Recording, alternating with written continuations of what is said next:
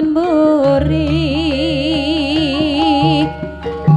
piyen aku isih legan durung nate ngayahi bebrayan pungkasane kaya ngene rasa tresna kadung tak wenehne angel anggonku ngelangake sliramu ana sing duwe aduh lara kudu sambat karo sapa lara ati kadung tresna diplenjani aduh Gusti boten kiat kula niki ditresnani jebule malah nglarani aku kudu pilih apa antarane tresna karo lara lara iki wis mesti merga rapi sanduweni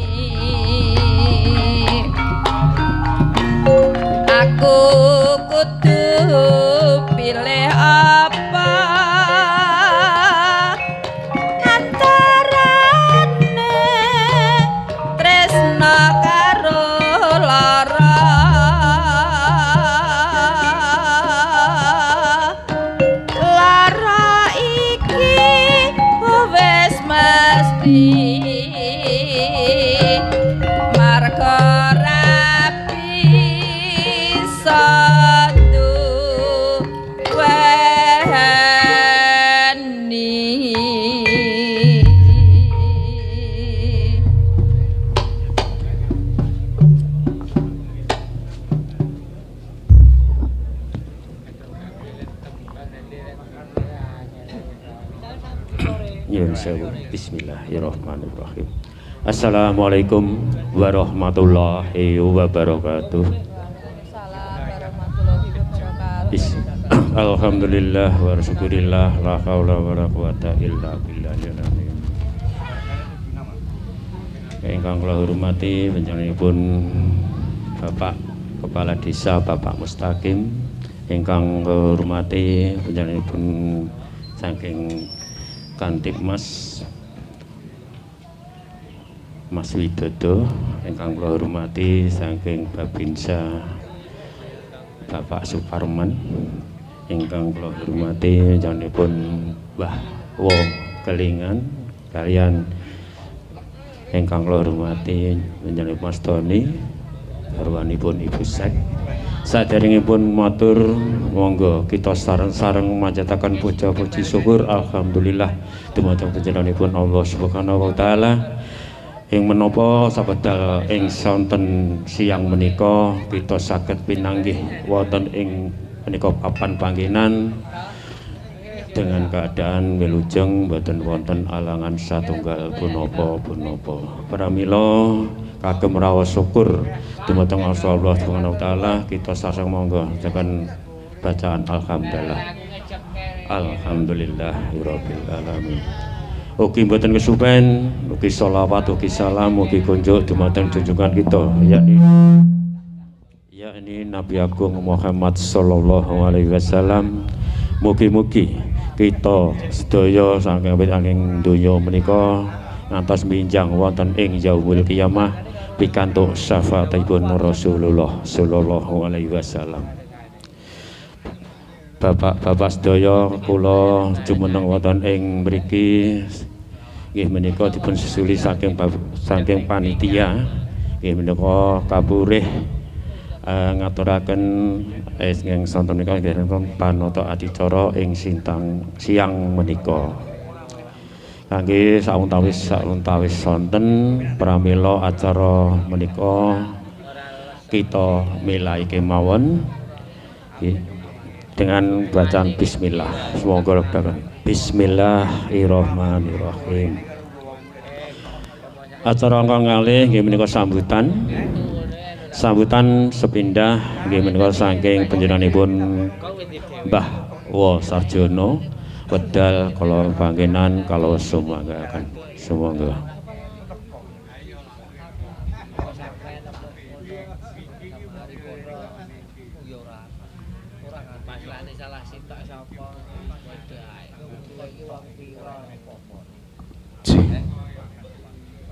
Assalamualaikum warahmatullahi wabarakatuh. Bismillahirrahmanirrahim. Allahumma sholli wa sallim ala sayyidina wa maulana Muhammadin wa ala alihi wa sahbihi ajmain. Amma ba'du.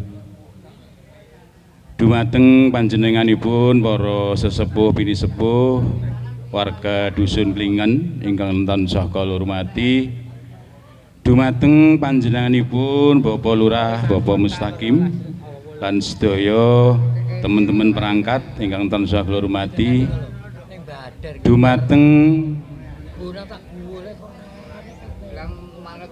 Bapak Babinsa Desa Nglonggong Bapak Suparman ingkang kula hormati, dumateng panjenenganipun Mas Widodo saking Babing Kamtipmas Desa Nglonggong, dumateng para bapak tokoh masyarakat khususipun dusun Klingan ingkang tansah kula hormati, lan ugi dumateng para bapak-bapak pengrawit saha seniwati sugeng rawuh sedayanipun ingkang tansah kula hormati. Ugi dumateng para rawuh, para lenggah, para pamirsa sedaya ingkang tansah kula banggakan, ingkang tansah kula tresnani. Sepindah syukur alhamdulillah kita aturaken dumateng Gusti Ingkang Maha Kuwaos kranten menapa bebile ing siang menika kita saged pamanggihan wonten ing mriki panggenan inggih menika atas rahmat nikmat sedayanipun sahingga kita saged makempalkinki kanthi wilujeng boten wonten alangan setunggal punapa. Sholawat salam katur dumateng junjungan kita yakni Nabi besar Nabi Muhammad sallallahu alaihi wasallam ingkang kita ajeng-ajeng syafaatipun benjang wonten ing yaumul kiamah. Amin. Dumateng para bapak, para rawuh sedayanipun ingkang kula hormati, nyuwun pangapunten ing mriki mengke mengingat wekdalipun nika sampun berjalan menjelang sore sesuai izin saking jenenganipun Bapak Keamanan Muspika nggih dipun izinaken kegiatan ing dalu isih wonten niku mengke ngantos jam 4 langkung sekedhik. Ngaten siap nggih, Pak? Nggih, menika sesuai perjanjian kedah dipun taati ngaten. Dumateng para bapak sedaya nyuwun pangapunten ing mriki kawula matur menika menyampaikan mbok bilih wonten ing kegiatan ing siang menika merupakan rangkaian kegiatan bersih dusun kelingan ingkang dipun leksanakaken menika setiap setahun sekali inggih menika tepat wonten bulan Selo. Alhamdulillah atas dukunganipun para warga masyarakat, para bapak-bapak lan sedayanipun sebagai pendukung kawontenaken kegiatan bersih dusun menika. Alhamdulillah sampun kawitan kegiatan bersih dusun menika mulai kala wingi sonten. Terus ada beberapa kegiatan nggih sepindah perlu kula aturaken dumateng panjenengan antawisipun kala wingi sonten sampun dipun milai kegiatan kerawitan saking ibu-ibu PKK dusun Kelingan khususipun wonten ing Desa Glonggong. Alhamdulillah kala wingi dalu menika sampun tampil ibu-ibu kerawitan lingkungan nggih menika grup kerawitan guyub rukun Laras Condro Keling. Alhamdulillah sukses wong tau dalu sampun kita laksanaken. Salajengipun rangkaian ingkang kedua nggih menika kala enjing sampun dipun tindakaken nggih menika ngawontenaken zikir utawi doa bersama inggih menika ingkang dipun laksanaken wonten tigang panggenan. Sepindah kala enjing menika wonten panggenanipun Sumber Gumuling. Kala wau sampun dilaksanaken zikir tahlil dilanjengaken wonten ing Sumber Urip. Siang ingkang pungkasan kala wau dilaksanaken wonten ing mriki panggenan. Alhamdulillah menika saged berjalan lancar lan sukses. Lajengipun mengke rangkaian ingkang malam terakhir malam puncak kegiatan nggih menika diwontenaken pagelaran Ringgit Purwo. Terus mengke dalu kula suwun kanthi sanget dumateng para bapak sedaya ibu kula aturi rawuh wonten panggenan ingkang sampun dipun siapaken nggih menika wonten perapatan Cakruk Magah Kelingan. Terus mengke dalu dipun puncak acara diwontenaken pagelaran Ringgit Purwo makaten. Lajeng sinten ingkang asta alhamdulillah mengke dalangipun nika saking panjenenganipun Ki Dalang Ki Suyatno Gondo Kusumo ingkang mijil saking Desa Blimbing Kecamatan Barat Magetan. Terus menika mboten asing malih rikala semanten panjenenganipun Bapak Yatnono sampun makaping-kaping wonten ing dusun Kelingan.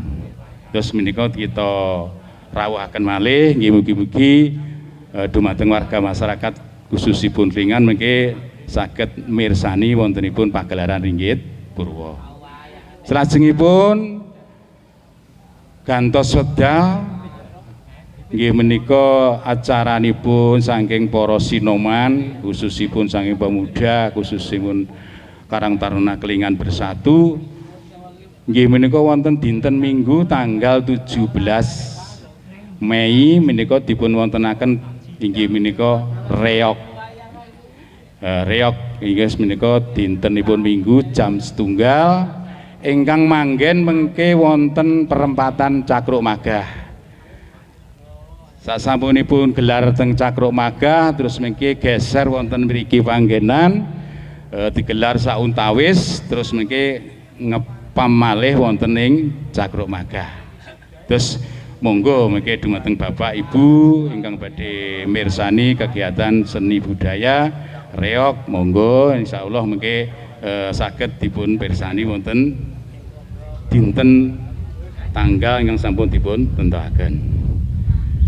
Dumateng para bapak sedaya nyuwun pangapunten para bapak ibu, kegiatan iki mengke dipun suwun kanthi sanget menika saran saking panjenenganipun Bapak Keamanan diupayakan kegiatan ing sonten iki mengke saged aman, terkendali dan sukses. Ngoten nggih, siap nggih Pak nggih?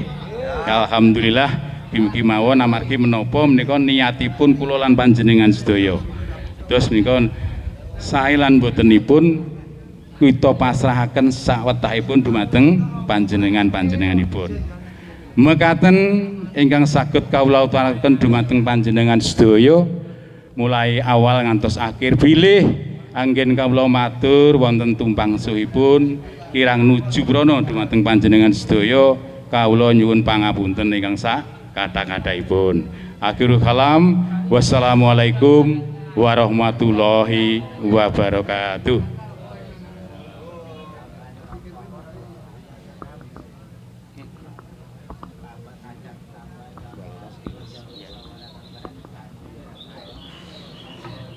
Kalau aturaken gonge panuwun panjenenganipun Bapak Kasun. Sambutan salajengipun nggih menika dumawa panjenenganipun Bapak Kepala Desa Glonggong, panjenenganipun Bapak Mustaqim, wekdal kula panggenan kalau aturaken. Sumangga. Monggo nggih, nggih.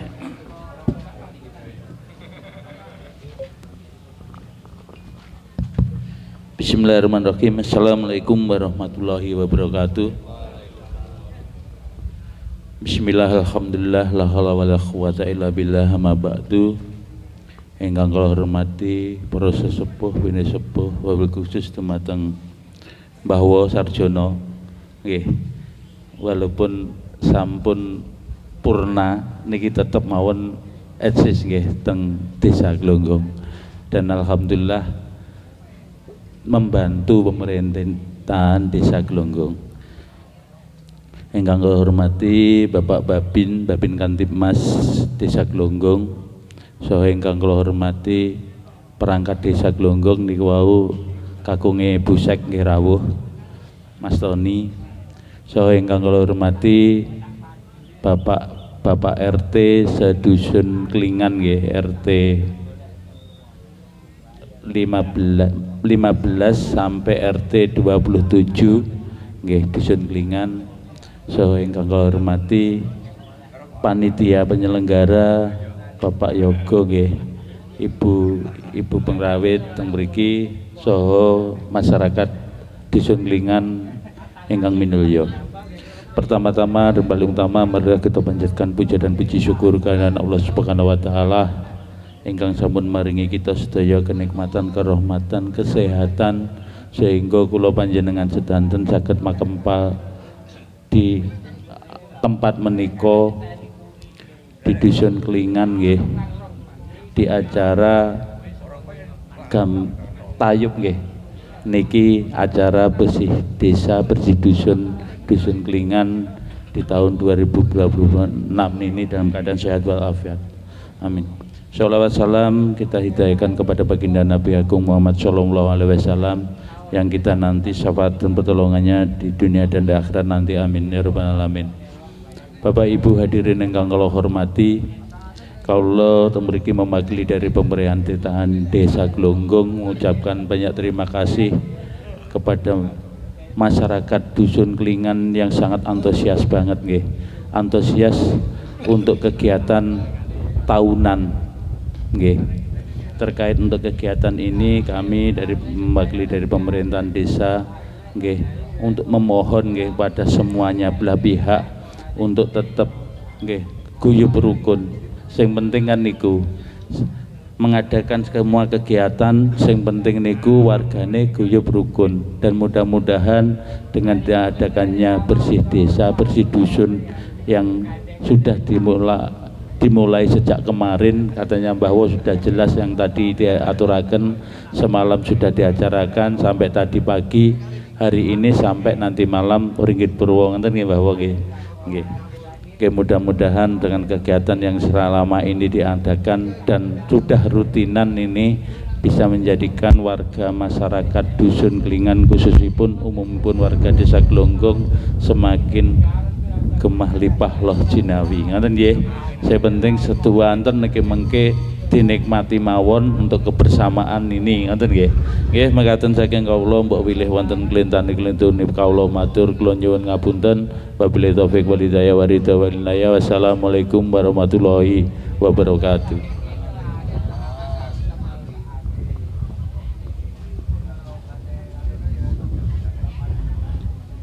Matur suwun panjenenganipun Bapak Kepala Desa Glonggong dengan sambutanipun.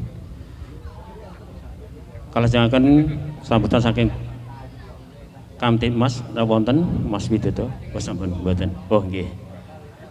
Nggih, matur suwun. Nggih. Nggih. Nggih menika sambutan sampun cekap. Monggo pramila seni Gamyong kita awiti. Semoga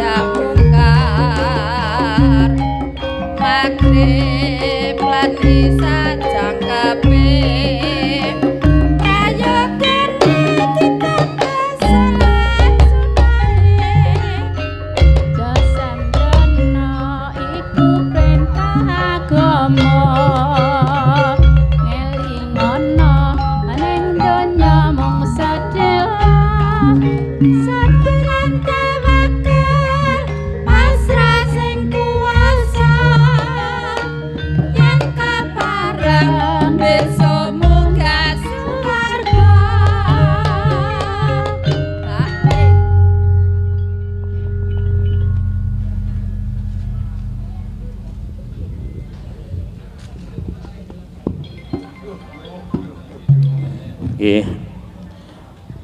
Tari Kamyung sampun paripurna. Nggih menika kalajengaken nggih menika pembagian sampur nggih. Sampur sepindah nggih menika dumawah panjenenganipun Bapak Kasun Kelingan nggih pun Bapak Sarjono. Ingkang angka kalih sesepuhipun dusun Kelingan nggih menika Mbah Buiman. Angka 3 nggih menika Bapak Kepala Desa Ngelonggong Bapak Mustaqim. Ingkang angka sekawan nggih menika Mas Tony iki menika garwanipun Busek. Wekdal kalau aturaken monggo Mbak sampuripun menika Mbah Wo, Mbah Boyman nggih, Mbah Carik, Mbah Lurah ngoten nggih. Monggo sukani jineman monggo. Jinemanipun napa? Monggo.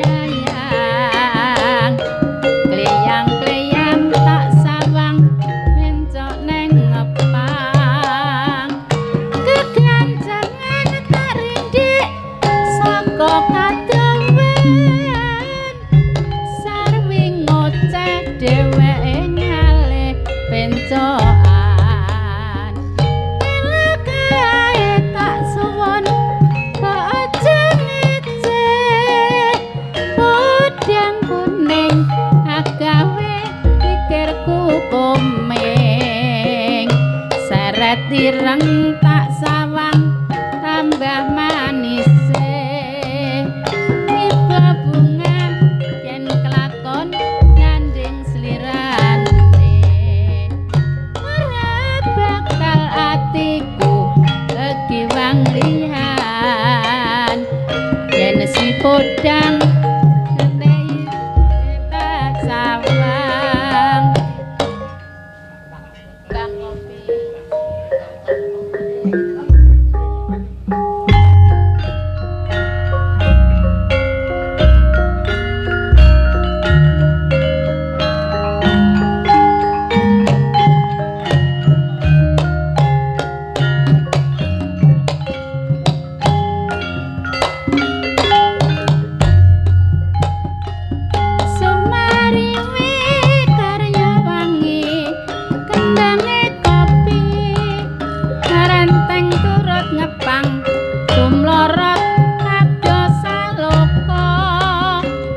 Godhong ijo awe merati tansah ayem tentrem nyawang kopi atine ayam kopi kembang wis wayahe ketuwae setahun sepisan ngundhuh kopi biasane wae marintet katun abang dompolane lubuhana lemah sisa luwake kurane.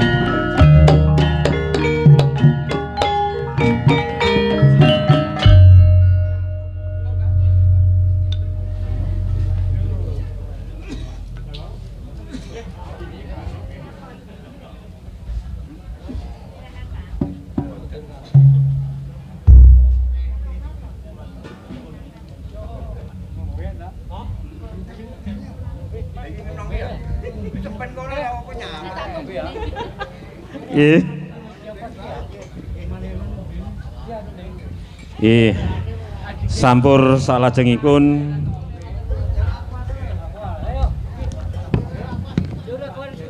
nggih menika panjenenganipun Mas Asrofi nggih angka kalih Bapak Gito. Angka 3 Bapak Sutik. Angka sekawan Bapak Purnomo. Nggih. Monggo Mbak nika Pak Asrofi nika ingkang sanding Mbah Kemis nika kalih niki kilene sanding Pak Parni nika Pak Sutik kalih Pak Purnomo. Monggo.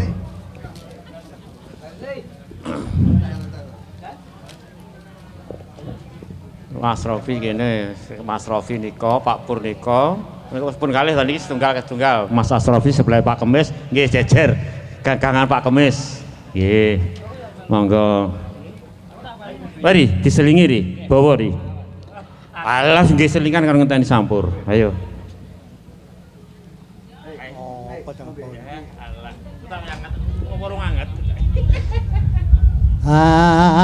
Ambara ing awang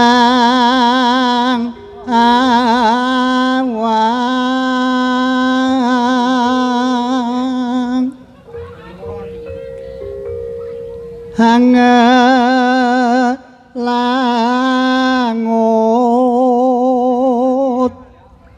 bebasan tanpa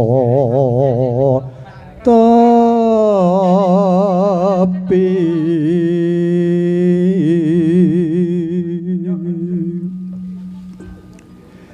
narabasing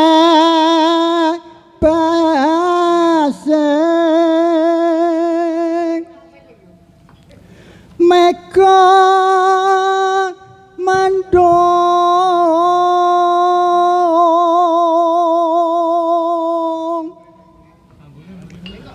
miber ngidari jagat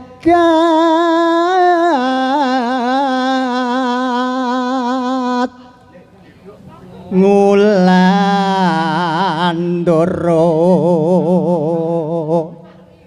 nglembara ngunggahi gunung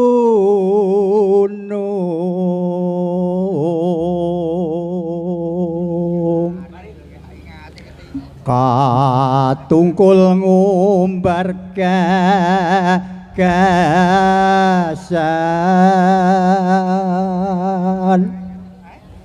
setemati gawa ngimpi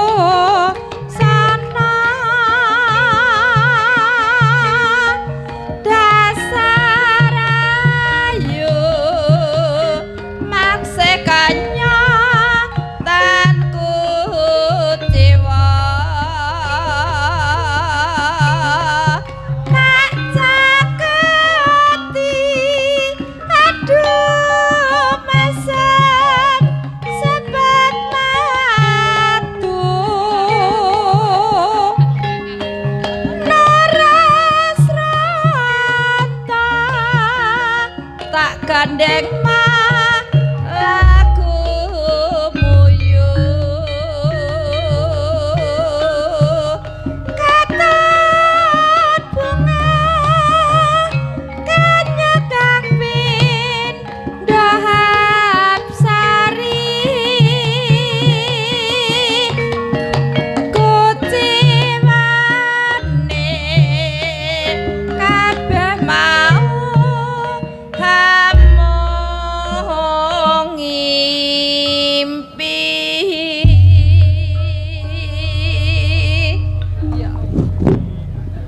Nyuwun sewu ingkang sampun pikantuk sampur sumangga kula aturi jumeneng. Monggo. Gendhingipun napa Pak Tik? Ibu Pertiwi. Monggo.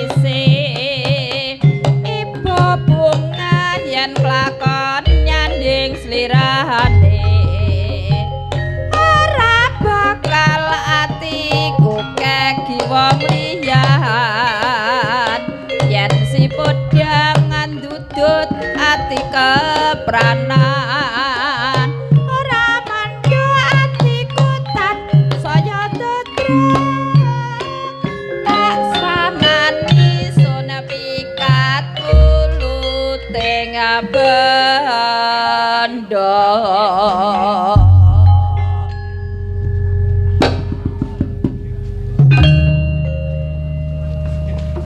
Nggih, sampur salajengipun nggih menika dawuh dumateng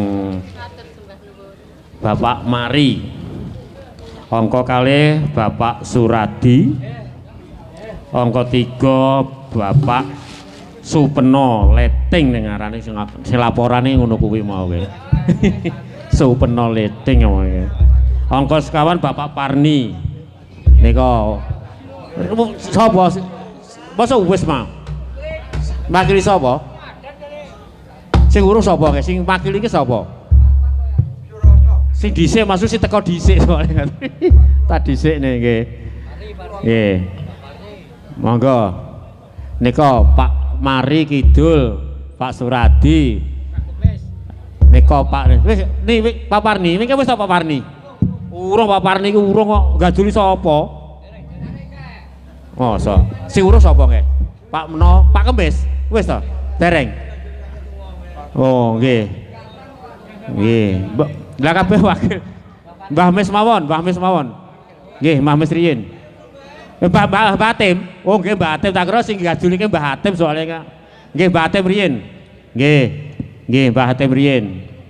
Lah nggih sing dereng riyin, mangke sing wakil malih ngoten nggih. Nggih. Monggo, niku Mbah Hatim nggih. Duh. Pak Kayat engko kudu oleh sampur ki piye? Nah, kudu sik engko oleh dhewe lho kok. Oh double ra apa-apa ya wis. Pun mboten apa Pak Kayat. Mangke oleh dhewe engko pokoke. Iki nggih, mboten napa-napa. Nyuwun sewu ingkang tasih wonten Jawi ingkang remen langan beksan tayub semoga keluaratori mlebet. Arep nyeluk jenenge ya lali. Ayo blangkone nanti go mlebu. Anjur jenenge aku lali ya, jadi ben ya cethuk. Ayo, monggo. Pak Tik, sing blangkonan jenenge sapa aku lali, kan mlebu kae lho. Tanggamu. Pak Soleman. Oke, Pak Soleman, Pak Man, Pak Soleman. Pak Bandi, oh kleru ngomongnya. Pak Bandi, oh iya. Bawa Pak Bandi. Monggo blebet. Monggo. Nggih. Monggo. Pak Bandi, ben kita gaya nang jero niku lho. Karo Pak sapa jenenge? Monggo Pak, mlebet Pak. Dijawab batur mlebet. Monggo. Oh iya ini. Ngono kaya ning jaba kon celuk lho ya iki lho. Monggo. Ri, mari. Kowe rene jineman kene lho kowe. Bentar ini jineman sik. Oh. Nggih, mboten napa-napa. Nggih. Nggih. Nggih bibar menika. Nggih. Nggih. Ri, mari. Kowe nggawa kene lho iki. Aku ra cara iso tak bawa dhewe, aku ra iso maraya. Ora iso, bawae ora iso. Oke, ayo. Wis to. Iya, Pak. Itu anar to? Bawa to? Bawa apa? Wis mbos sisane ngono wis. Karo ngenteni kok. Ndah, karo ngenteni kok.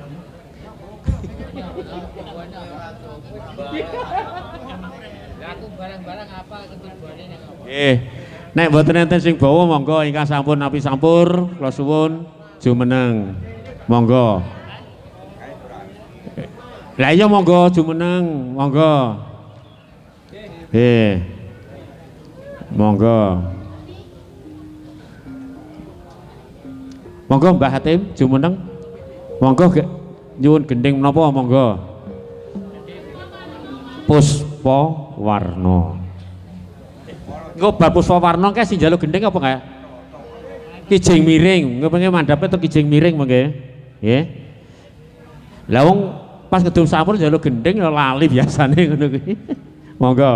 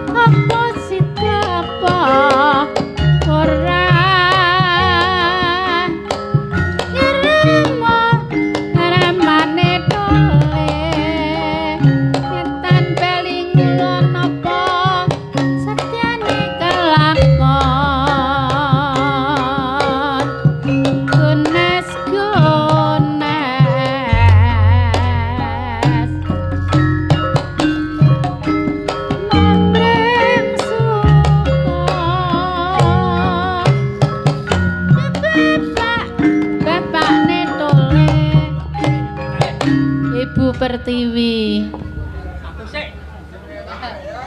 Pertiwine ra sida. Anu gogomino.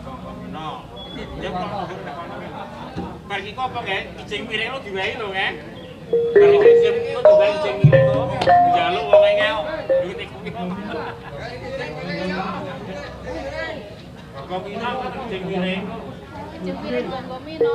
Kuwi pokoke.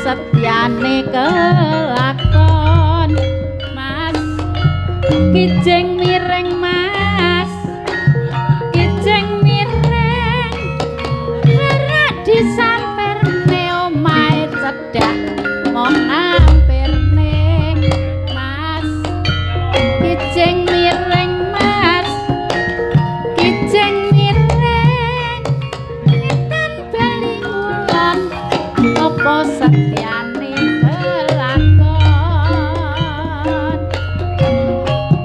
ya kijing miring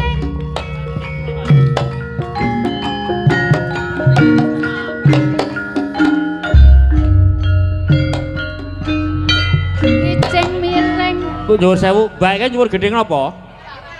Jambu alas. Iso apa ora?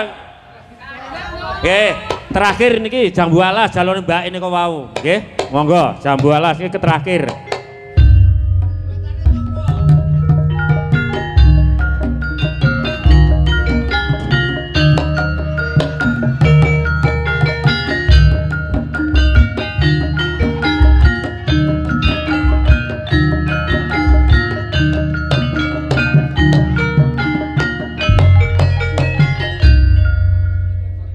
kelingan ireng manise njer kelingan ramah keguyone tresna kakasih kasih sayange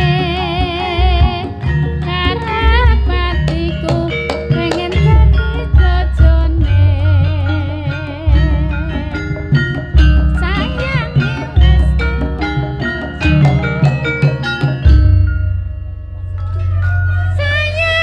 wis duwe bojo nanging aku kepethuk tresna ana langsung rasane ngep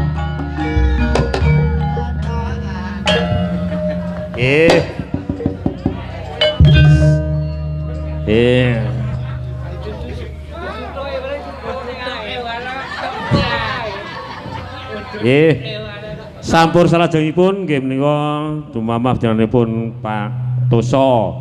Nggih. Kaping 3 Pak Bandi.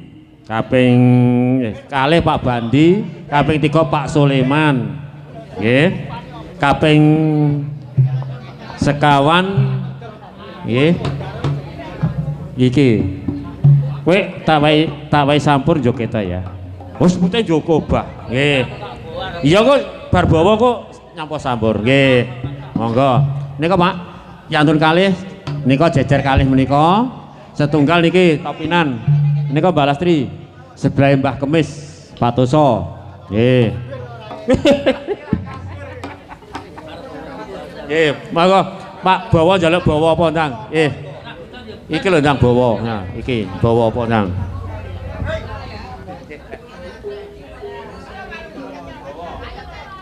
Pamintaku nimasito asih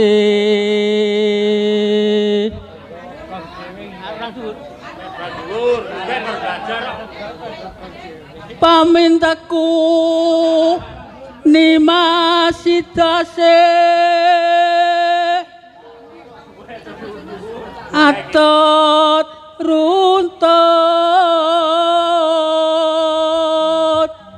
tansah reruntungan ing sarena sawengine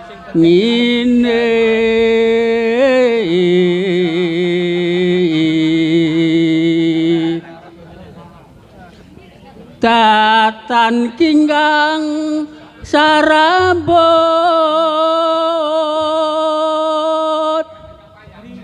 lamun adoh caketing ati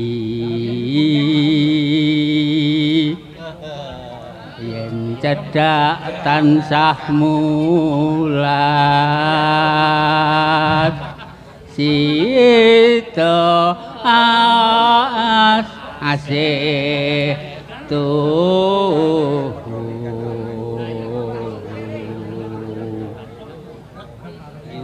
mimilan mintuno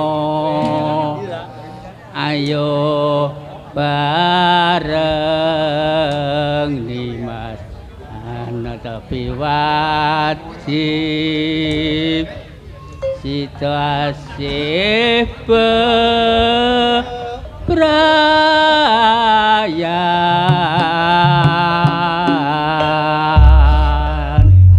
Niki wau teruse kapilut mbake nuwun gending kapilut niku pundi sing.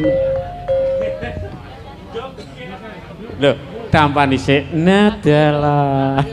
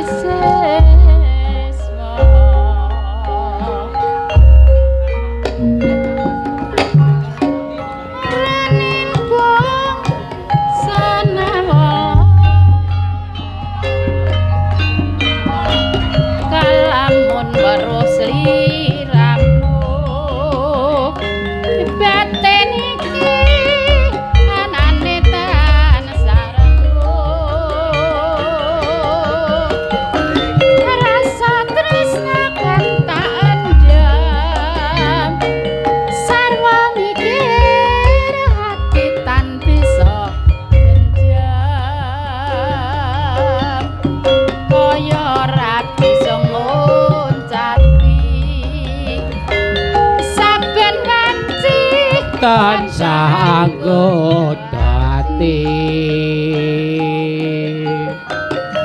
nanging aku wedi blaka pungkasane teman lara tresna aja apa yen katulung nanging caket sajroning atiku gonku nandang tresno iki wis kinodrat satreming lampahe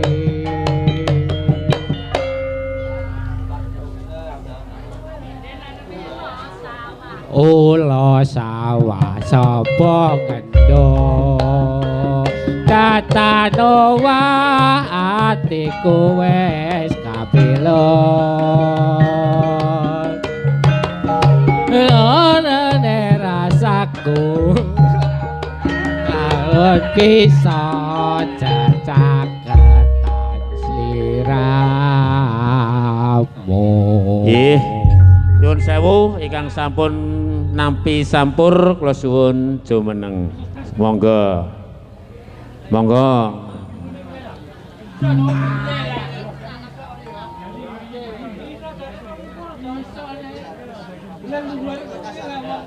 Lah monggo gendhingipun napa?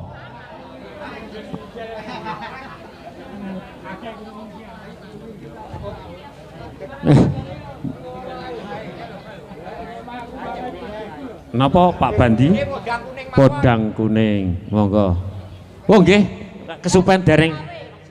Nggih nggih. Oh nggih gentosan Mbak nggih, bibar podang kuning mangke kembang rawe nggih. Bibar niku. Nggih, nggih, nggih, nggih.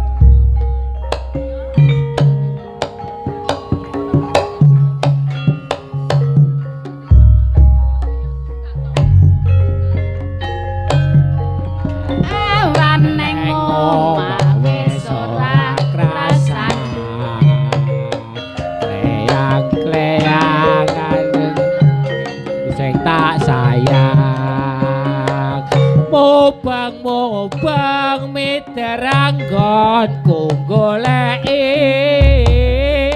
ora krasa esuk awan nganti wengi eman yen nganti liya kang nyayang keang tak sawang mencok nang ngepang kekancangan tak rindik sangka kadowan sarwi ngoceh dheweke ngalih pencokan alo kae tak sang mbok aja ngece podang kuning gawe pikirku komen saratirang tak sak tambah manise tiba bunga yen lakon nyanding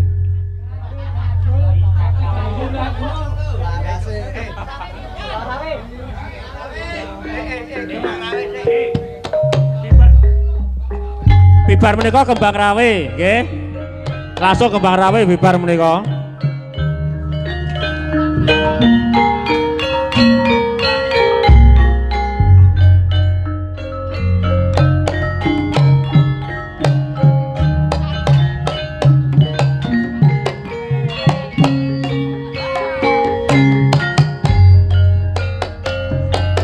caritane wong seneng tunggal sabale wiwitane lunga jejer sabetinane